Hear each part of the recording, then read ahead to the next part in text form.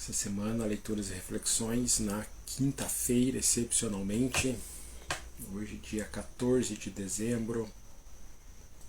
Vamos dar sequência no texto, no livro, escrito por Arun Gandhi, chamado A Virtude da Raiva. Um dado que eu não trouxe na semana passada foi o ano, do livro. Esse livro foi escrito em 2017.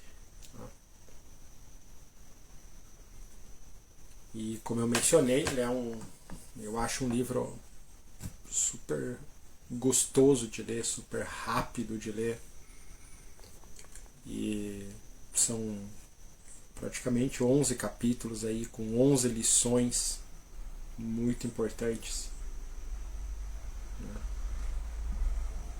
Então, 12 dias dá para ler de tão gostoso que é esse texto.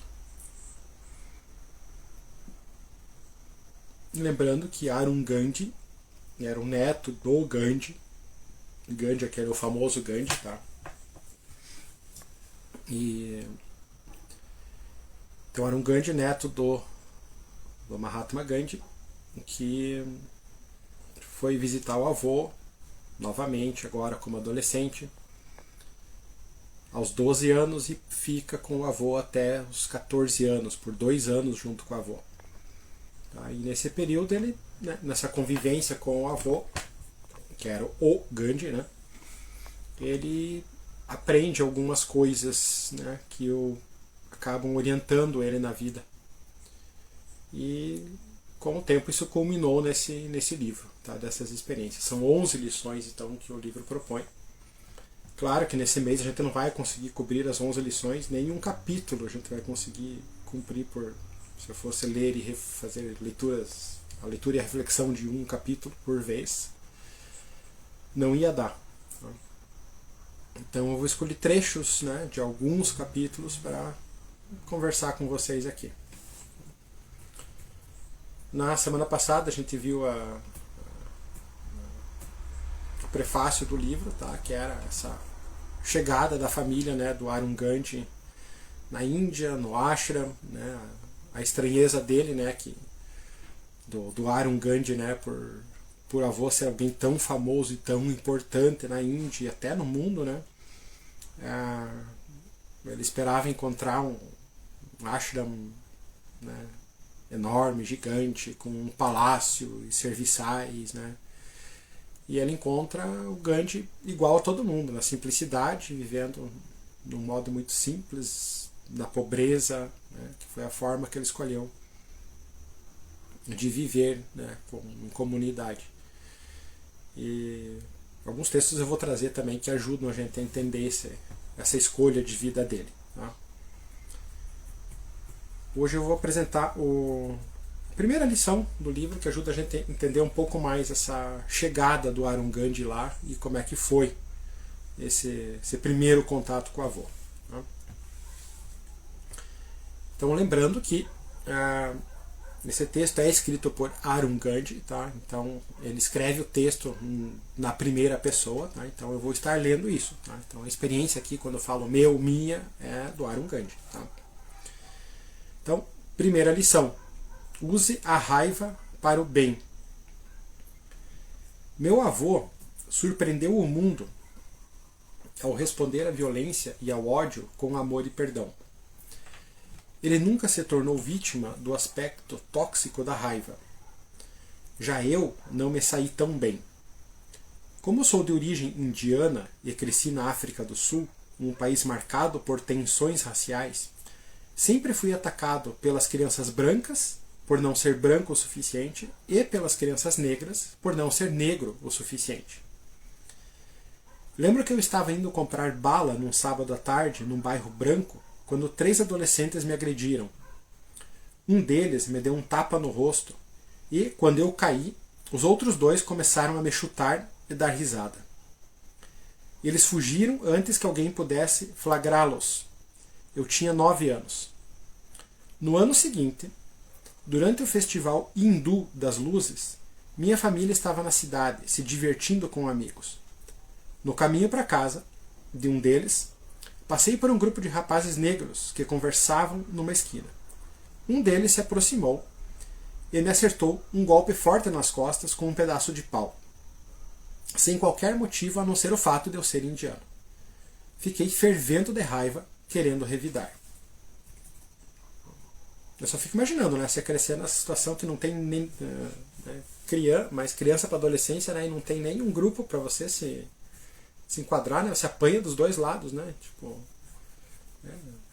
ele não era nem branco, não era branco o suficiente, então apanhava dos brancos, não era negro o suficiente, apanhava dos negros, né?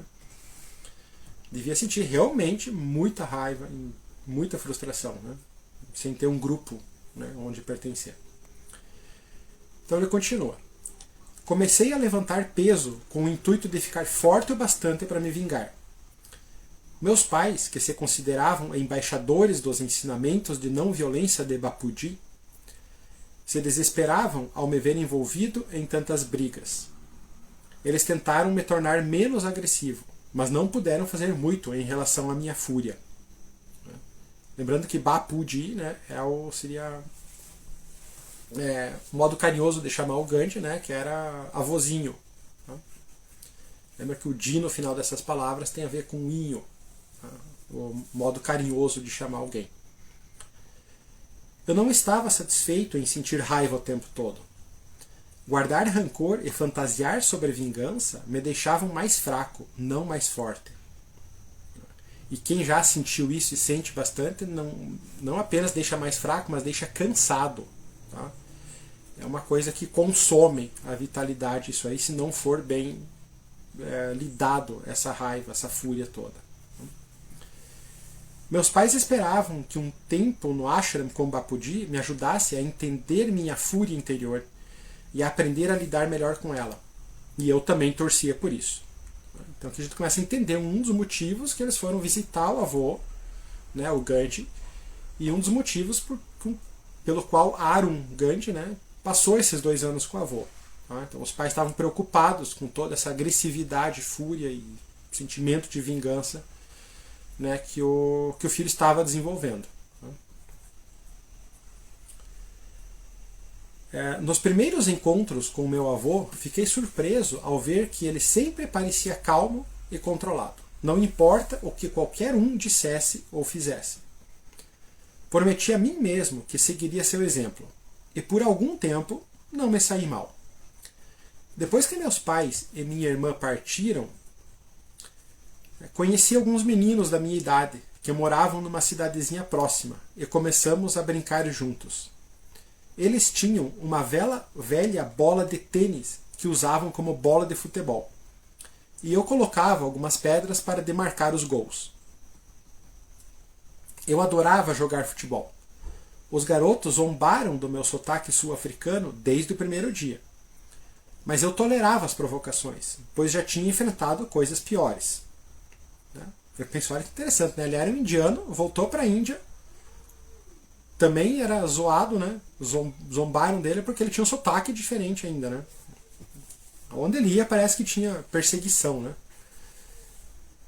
Porém, no meio de um jogo disputado, um dos garotos me fez tropeçar de propósito quando eu tentava ganhar a bola. Caí no chão duro e poeirento, meu ego tão ferido quanto o meu joelho. Senti o familiar ímpeto da raiva, o coração batendo forte no peito e a mente querendo vingança. Peguei uma das pedras e me levantei, furioso, já erguendo o braço para atirá-la com a maior força possível no agressor. Mas uma voz dentro da minha cabeça disse: não faça isso. Joguei a pedra ao chão e corri de volta para o ashram. Lembrando que a ashram era a comunidade, né, onde Gandhi vivia, em comunidade. Não a cidade, mas é um local especial onde as pessoas vivem em comunidade. Então, joguei a pedra no chão e corri de volta para o ashram, com lágrimas descendo pelo rosto. Encontrei meu avô e lhe contei a história. Sinto raiva o tempo todo, Bapuji. Não sei o que fazer. Eu o havia decepcionado. Achei que ele ficaria chateado comigo. Porém, ele afagou as minhas costas e disse: Pegue sua roda de fiar e vamos fiar um pouco de algodão. Tem várias histórias bem interessantes sobre a importância que foi a questão de transformar a fibra de algodão no fio de algodão para fazer roupas. Tá? Então Gandhi fazia muito isso. Tá? Tinha a roda de fiar dele e fiava, né, um pouco de algodão. Transformava a fibra de algodão no fio de algodão. A sugestão dele para o neto foi: pegue sua roda de fiar e vamos fiar um pouco de algodão juntos. Meu avô me ensinara a usar a roda de fiar assim que eu cheguei no ashram.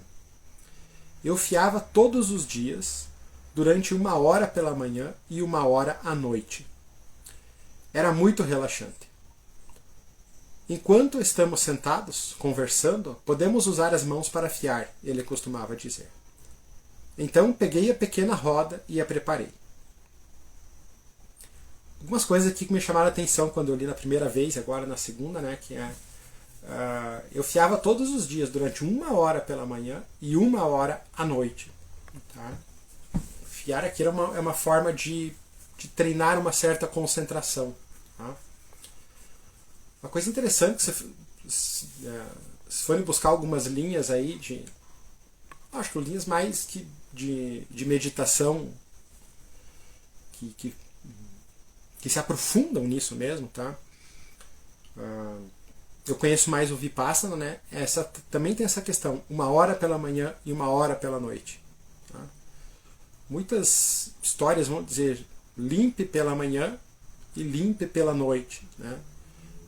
Quando você faz isso pela manhã, você se prepara por dia. Quando você faz isso à noite, você limpa o dia e se prepara para a noite. E segue nesse ritmo. Tá? 1 hora pela manhã e 1 hora pela noite. Isso é bem importante. Tá? E outra coisa que me chama a atenção é a questão que ele fala da roda de fiar, né? Tecer um fio, né? Construir um fio, né? Que depois você pode usar para fazer uma roupa, uma cortina, uma coberta, né? Fazer um tecido a partir desse fio, fazer tecelagem, né? Fazer talvez um crochê, alguma coisa com esse fio. Tá? É exatamente essa mesma ideia de você transformar, por exemplo, a fibra do algodão num fio de algodão. Tá? Essa é a mesma ideia de você, dentro das tradições do yoga e do Vedanta e alguma coisa assim, e tradições irmãs, né, é a mesma ideia de você estudar os textos que se chamam sutras. Tá? Sutra é um tipo de literatura, tá, composta por sutras. Tá? Então, o mais conhecido para quem é do yoga é o Yoga Sutra, tá? Mas tem o Vedanta Sutra e outros sutras por aí. Tá? Um sutra é uma frase muito pequena, tá? Com um som bem característico, métrica, som, forma de recitar, isso aí, que contém um grande significado. Tá? Esses significados são passados, em geral, mais antigamente, né, de forma oral, de professor para aluno, e hoje em dia temos vários textos sobre isso com vários comentaristas. Tá? Então, como diz alguns comentaristas, por mais que expandiu esse conhecimento, então muita gente o interpreta como quiser para se adequar às suas necessidades. Tá? Então, mas qual é a ideia desse sutra? Como é que você entende um texto que se chama sutra através de cada um dos sutras? Tá? A ideia é justamente essa. Tá? Conforme você recita cada um desses sutras, tá? É como se você estivesse girando, né, essa roda de fiar algodão. Tá? Então, o movimento que você faz na sua mente, né, esse movimento contínuo de você recitar cada um desses sutras repetidamente, é como se você estivesse girando a roda de fiar. Tá? Na roda de fiar, você pega a fibra de algodão, que é aquilo que está emaranhado e às vezes solto, e você vai, através da roda de fiar, transformando num fio que você vai utilizar em várias coisas depois. Tá? Então, quando você pega a sua mente e estuda esses mantras, esses sutras, um por um, tá? de forma isolada, você vai costurando um no outro. A palavra sutra significa suturar, costura também. Mas é como se você fosse tecendo, pegando essa fibra de algodão de cada um dos sutras que está emaranhado ali. E no processo de você compreender cada um deles e recitar cada um deles, você vai montando um fio e entendendo toda a história que está por trás deles, todo o contexto, todo o ensinamento. Então, quando você faz esse movimento de estudo dos sutras, né, recitando, estudando as palavras, a linguagem, né, a métrica, tudo, você está rodando a mente como a roda de fiar e construindo o fio de algodão. Tá? Então, você constrói um fio que você vai usar depois, se for algodão, para alguma coisa, várias coisas úteis. E se for os sutras, esse ensinamento que vai saindo, você usa no seu dia a dia, tá? Para viver melhor nas suas relações, que é o ponto principal aí. Tá? Então essa é bem interessante, tá? Essa analogia, eu gosto dela pelo menos, tá? A questão de a roda de fiar é igual a você recitar os sutras e estudar os sutras. Tá? Você consegue produzir algo útil, tá? Para ensinamentos úteis para o seu dia a dia. Então, voltando ao texto, estamos agora com Gandhi e o seu neto, né, na roda de fiar, né, conversando. Né. Arun estava com problemas com a sua fúria. Então, Gandhi disse: quero lhe contar uma história. Era uma vez um garoto da sua idade. Ele estava sempre zangado, porque nada parecia acontecer do jeito que ele queria. Ele não conseguia reconhecer o valor do ponto de vista das outras pessoas. Então, quando implicavam com ele, reagia com acessos de raiva. Suspeitei que o garoto fosse eu, então continuei fiando e ouvindo com mais interesse ainda. Um dia ele se meteu numa briga feia e acidentalmente matou alguém, continuou Gandhi. Num momento impensado de cólera, destruiu a própria vida ao tirar a vida de outra pessoa. Então Arun Gandhi responde: prometo que vou ser melhor, Bapuji. Eu não tinha a menor ideia de como melhorar, mas não queria que minha raiva acabasse matando alguém. Bapuji assentiu com a cabeça. Você tem muita raiva, ele observou. Seus pais me contaram sobre todas as brigas em que você se envolveu em casa. Sou muito arrependido, falei com medo de começar e chorar de novo. Mas a moral da história de Bapuji não era a que eu esperava. Ele me lançou um olhar por cima da roda de fiar. Fico contente em ver que você é capaz de ficar abalado pela raiva. A raiva é uma coisa boa. Eu sinto raiva o tempo todo, confessou ele, enquanto os dedos giravam a roda. Eu não conseguia acreditar no que estava ouvindo. E falei: nunca o vi zangado, retruquei. Então Gandhi explica: é porque eu aprendi a usar minha raiva para o bem, explicou. A raiva para as pessoas é como combustível para o automóvel. Ela nos dá energia para seguir em frente e chegar a algum lugar. Sem ela, não teríamos motivação para enfrentar os desafios. A raiva é uma energia que nos impele a definir o que é justo e o que não é. Depois também tem mais para frente tem alguns comentários que eu fiz relacionados à psicologia corporal da raiva também, tá? Que se enquadra bem aqui. Tem um tipo de raiva, tá, que ela realmente chega num nível tão grande porque ela está protegendo alguma coisa mais grave ainda, tá, que ela não dá conta. Então ela vira essa raiva cega, tá, essa fúria cega, que é onde chega o ser humano, quando tem essa raiva tão grande, mas que encobre um medo tão grande, maior ainda, chega ao ponto de cegar, né, na parte dos olhos e cometer crimes, quebrar coisas, né, pessoas que arremessam coisas umas nas outras, que batem umas nas outras, que chega nesse nível de agressão, de violência, tá?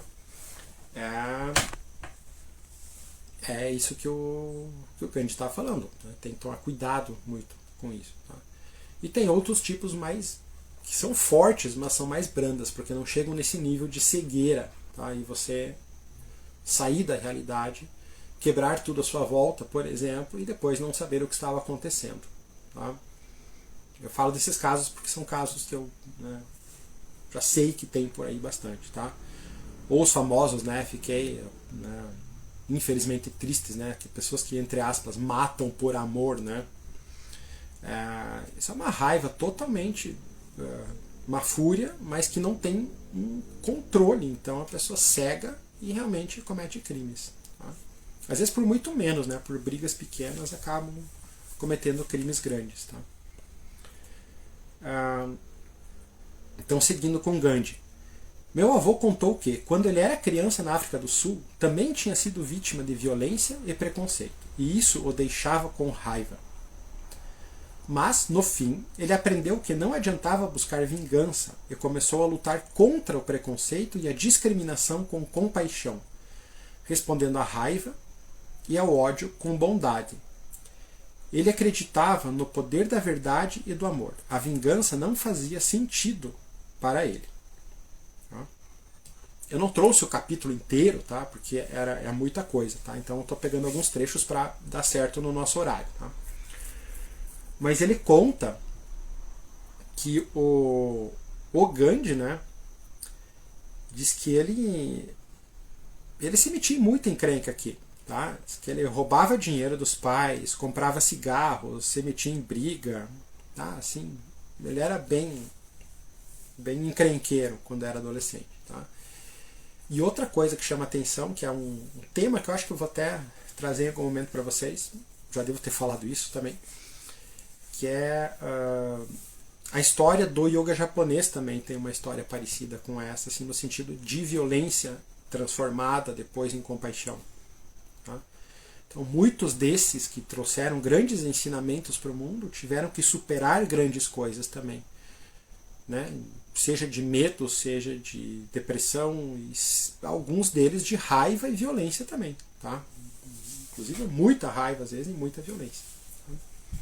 Então isso tem a história do Gandhi aqui, que também raiva, violência, roubava. Né? E tem essa do yoga japonês, que eu lembro sempre quando eu leio esse texto aqui, que seria interessante um dia contar pelo menos parte dessa história. Tá? O yoga japonês tem história até de guerra no meio envolvido. Nossa, é uma transformação muito grande do Gandhi também. E nessa parte também conta, Gandhi, né, teve na época ali casamento arranjado, né, quando ele tinha 13 anos de idade. Então ele conheceu a esposa dele quando tinham 13 anos de idade. Tá? 13. Tá? Eu falo isso porque me espanta, né? 13 anos de idade e você já ser arranjado em casamento. Né? Mesmo que você diga, é uma época um pouco mais para trás, não muda muito, tá? 13 anos é 13 anos, tá? É muito novo para estar casando, né? Ter compromissos ainda, né, de casamento é bem difícil. Então ele era muito violento e briguento com a companheira dele, o Gandhi, tá? Mas ele conta em outra parte, que eu não trouxe aqui também, que quem ensinou a não violência para ele foi a companheira dele. Tá? Porque ela já tinha uma natureza não violenta que ele foi aprendendo com ela. Tá? Então é bem interessante também essa contar, né? Porque às vezes a gente olha filmes, né? Lê livros, vê a imagem da pessoa, né? A gente esquece que ela tem uma história, e essa história pode ser, ela não nasceu assim. Tá? Ela tornou-se através da história dela e das experiências assim. Então Gandhi, que é um grande símbolo de não violência, tá? Ele tornou-se assim, tá? Através das escolhas dele, das experiências dele, do ambiente dele com quem ele conviveu, como ele comentou, com a companheira dele que era muito já versada em não violência. Tá? Essas pessoas não nasceram assim. Tá? São, digamos que tem raras pessoas que nascem já com essas qualidades todas. Tá? E lembrei disso, tá? Espero que vocês tenham conseguido. Não sei se vocês encontraram aquele filme que eu passei, tá? Recomendei na semana passada também, que tem um grande exemplo de não violência. Tá? que é Rubble Kings, os donos da rua, ou os reis da rua, alguma coisa assim, tá? Que é um filme, relembrando aqui, um filme da história do hip hop, tá? Que tem uma história muito grande de não violência também. Um outro exemplo de que para mim, né, junto com o Gandhi, no mesmo patamar ali, tem essa pessoa lá. Então eu coloquei lá no Insta a recomendação. Quem não viu, dá uma olhada lá, e se encontrar esse filme, dá uma olhada, tá? Aluga, faz alguma coisa aí que vale a pena assistir esse filme, tá? Mesmo que você não goste de hip hop, ele vale a pena, tá? Você vai passar a gostar um pouco mais se você já gosta, né? E perder os preconceitos se você tem contra esse estilo aí, tá? Então, seguindo aqui. Então, Aaron pergunta para Gandhi, então, né? Quer dizer que eu posso, então, aprender a fazer isso, né? A viver com compaixão, com amor e sem vingança, usar minha raiva para uma causa específica, né? Aí Gandhi responde: você está fazendo isso agora mesmo. Então, o fato de ele estar ouvindo esses ensinamentos do avô, conversando sobre isso, já é uma forma de você estar querendo se transformar, usar isso de uma forma mais benéfica, tá? Que é o que a gente faz, por exemplo, quando vai para um psicólogo, né? Você conversa sobre aquilo que você está fazendo, tá? E só você conversar já é um desejo de você querer transformar aquilo numa coisa útil, tá? E nessa troca você vai se ajustando a isso de uma forma bem mais benéfica e útil, né, para você e para a humanidade. Então, seguindo aqui. Sentados com nossas rodas de fiar, tentei assimilar a ideia de que a raiva podia ser usada para o bem. Eu ainda poderia sentir raiva, mas seria capaz de aprender a canalizá-la para objetivos positivos. Como as mudanças políticas na África do Sul e na Índia que vovô serenamente se esforçou para alcançar. Bapuji explicou que as próprias rodas de fiar eram um exemplo de como a raiva podia criar uma mudança positiva. Isso é bem interessante, tá? Aqui tem um pouquinho sobre isso, em alguns outros partes do livro lá para frente esclarece melhor isso, tá? Como é que foi? Durante séculos, a produção de tecido tinha sido uma atividade artesanal na Índia. Mas agora, as grandes indústrias têxteis da Grã-Bretanha estavam levando o algodão da Índia para processá-lo e vendê-lo de volta aos indianos por um alto preço. Então, o que estava acontecendo? Né? Eles pegavam a fibra de algodão, ali da Grã-Bretanha, que dominaram a Índia, levavam para lá a fibra de algodão, transformavam em algodão, transformavam em tecido e vendiam de novo para os indianos a um valor exorbitante.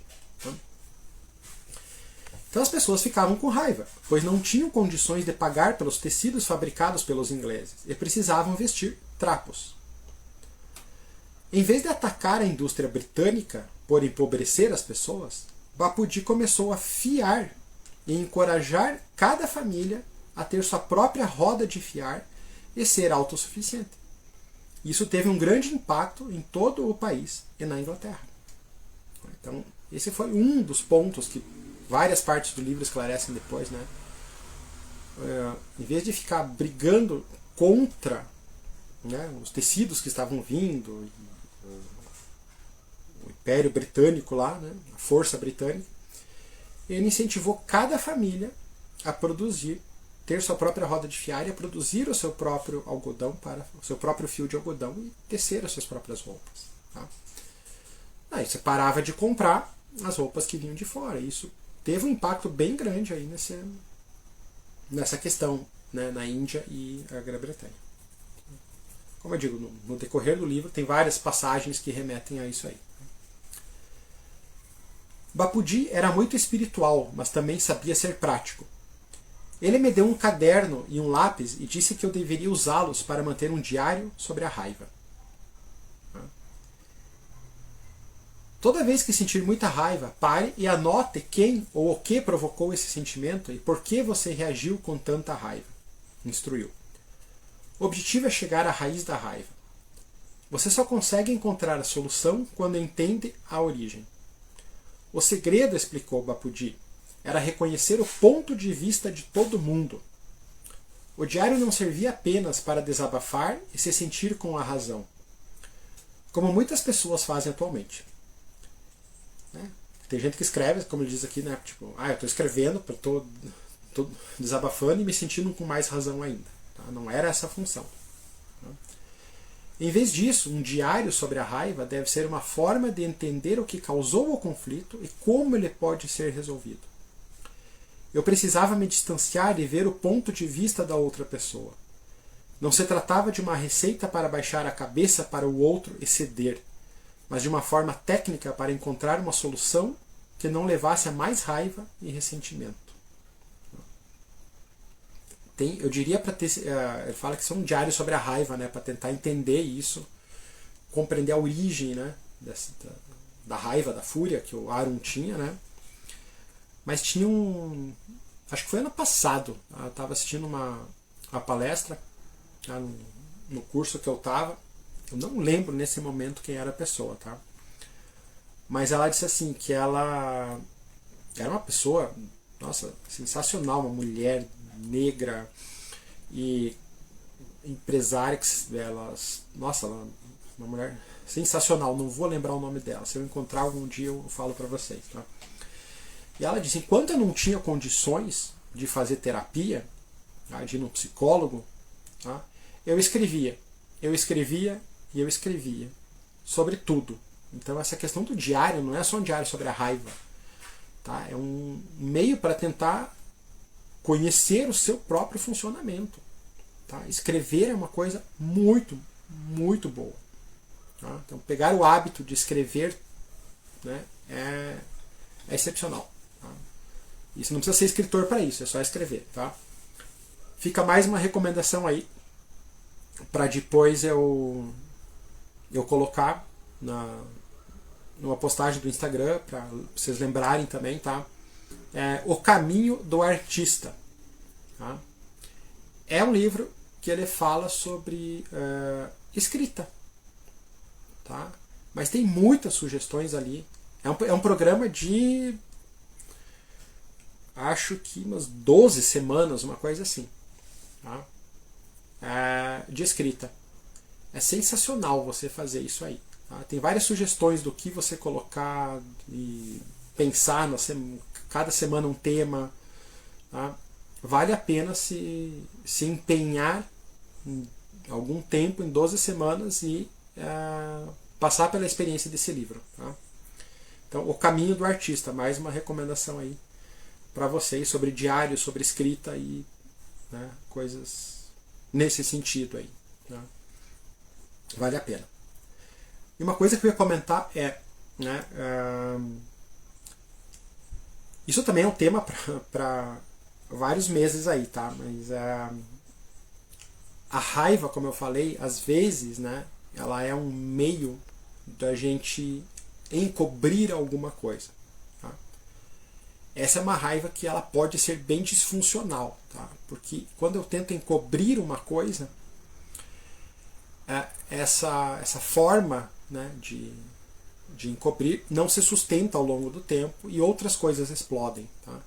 Então a raiva, por exemplo, ela pode estar escondendo, né, várias coisas, tá? Mas uma delas é depressão, outra delas é frustração. Tá? Então talvez o Aaron ali fosse muita frustração. Se ela está escondendo coisas mais graves ainda, ela pode estar escondendo medo, pânico, né? Talvez a questão de sobrevivência, de morte foi muito forte. Então ela esconde isso. E quando é esse tipo de raiva, que está escondendo um medo muito grande de morrer, por exemplo, inconsciente, lógico, né? Não é um medo consciente de morrer, é um medo inconsciente, é primitivo. Tá? É essa raiva que vira fúria cega, tá? Que acaba gerando crimes, por exemplo, graves. Tá? Isso é uma das coisas que pode acontecer. Tá? Tem muitas possibilidades aí. Tá? Isso que eu estou falando vem da psicologia corporal. Tá? Então, um dia a gente pode abordar esse tema também num Leituras e Reflexões algum mês. Tá? E quando essa raiva já está mais saudável, não tem tanto já mais a frustração e o medo, e eu consigo lidar com essa raiva, tá? eu preciso ultrapassar outra coisa depois, que é a possessividade. Tá? Então, o eu saber mais que o outro, eu sou melhor que o outro, o que eu faço é correto, o que o outro faz é errado. Tá? Preciso ultrapassar isso ainda também. Tá? Isso pode levar à raiva também. Mas o fato é que, se você não atravessar esse período de raiva, essa raiva de algum modo, e a possessividade depois, não tem como surgir amor, compaixão e perdão. Tá? Outra dificuldade que surge, por exemplo, pessoas que não conseguem de jeito nenhum expressar raiva. Tá? Talvez o Gandhi já esteja num nível diferente, você vai dizer que ele não expressa raiva e coisa. Tá? Mas aposto que se ele mostrar os dentes, você vai sentir que ele está com raiva. Então, quem não consegue expressar isso, não tem como ter um amor, compaixão e perdão genuínos. Tá? Porque tem uma ordem dessas coisas que surgem. Tá? Mas, como eu digo, só isso já é um tema para a gente falar um mês inteiro aí, que logo vai acontecer. Tá? Então, só para a gente dar algumas possibilidades aí, abrir alguns caminhos possíveis para a gente conversar mais coisas aqui. Tá? Então, às vezes, continuando aqui, achamos que queremos resolver os conflitos, mas nossos métodos apenas pioram as coisas. Tá? Quantas vezes a gente já não passou por isso, né? Querer fazer as coisas achando que está fazendo bem, achando que vai melhorar, achando que vai resolver os conflitos. Se eu fizer isso, e só piora as coisas. Tá? Isso não é só com raiva, com várias coisas. Tá? Várias ações que a gente faz, acha que melhora e só piora tudo. Tá? Sentimos raiva e nos tornamos ameaçadores, achando que devemos obrigar as pessoas a fazerem o que queremos. Tá? Eu falei da possessividade porque esse é um outro aspecto que está muito perto da raiva, tá? Que é a possessividade. Tá? Achar que devemos obrigar as pessoas a fazer o que queremos. Por quê? Porque o que nós queremos é o correto, o que os outros não querem é o diferente, né? Então, o que eu conheço é o correto, o que é diferente é errado. Tá? Isso é uma forma que está muito próximo da raiva também. Tá? Porém, ataques, críticas e ameaças de punição provocam resultados indesejados tanto em crianças quanto em adultos. Nossas reações de raiva só pioram os problemas. Né? Pode incluir aí nossas reações de raiva, nossas reações de possessividade, nossas reações de frustração, pode colocar muitas coisas aí. Tá? Só pioram os problemas. Nós nos tornamos valentões e não percebemos que, no fundo, os valentões não têm força nenhuma. As pessoas que têm uma atitude mesquinha e briguenta no parquinho, na empresa ou em campanhas políticas em geral, são as mais fracas e inseguras. Tá? Por que eu falei ali nossas reações de raiva só pioram os problemas? Eu falei que pode incluir nossas reações de ciúmes, nossas reações de possessividade, nossas reações de frustração, nossas reações de fazer bico e ficar emburrado, nossas reações de querer sair da realidade usando álcool ou drogas, tá? Nossa reação de ficar imaginando coisas do futuro e do passado que pode acontecer. Tá? Todas essas reações só pioram os problemas. Por quê? Porque elas ainda não foram trabalhadas de uma forma funcional para chegar no amor, compaixão, tá? E perdão, tá? Que está mais para baixo aqui. Tá? Eu fico fazendo graus aqui porque na psicologia corporal a gente trabalha com esses graus. Tá? Bapuji me ensinou que ser capaz de entender o ponto de vista do outro e perdoá-lo é um sinal de verdadeira força. Tá? Então, perdão, amor e compaixão é sinal de uma grande força. E isso vem após você ultrapassar muitas coisas. Tá? Você só consegue perdoar alguém e amar alguém de fato depois de você conseguir atravessar toda a raiva que você tem por essa pessoa. Tá? Quem já fez bom tempo aí de terapia, tá? Quando falo terapia inclui também, né? Hoje em dia se fala muito de terapias, eu incluo terapia com psicólogo e terapias integrativas juntas. Tá? Não descartem nenhuma delas, por favor. Tá? Vai fazer terapia, faz nas duas coisas. Tá? Vai no psicólogo, vai numa terapia integrativa, faz as duas coisas. Tá? Vai ser muito melhor. Tá? Quem fez um bom tempo disso, tá? Especialmente lidar com questões familiares, tá? Papai, mamãe, tá? sabe que somente depois de atravessar toda a raiva é que o perdão surge. Tá? E isso eu digo não de textos, não de algumas coisas, mas da minha própria experiência com terapia. Tá? Só depois de muita raiva, uma hora, parece que o perdão e o amor ele só acontece com alguma coisa. Tá? Você não precisa nem esforço para isso. Tá? Tem esforço para você ultrapassar a raiva e a possessividade, que é o controle de todas as coisas. Tá? Tem casos ali de, inclusive, alguns outros textos ali que falam, às vezes a gente quer controlar até o passado que já foi, né? Casos assim, se eu tivesse lá naquela época, isso não teria acontecido, tá? Se não sou eu, ninguém faz nada, tá? Todas essas coisas, né? Né? Mas isso é bem comum, né? Se fosse eu naquela época, né, teria sido diferente. Tudo isso é uma forma enorme de controle.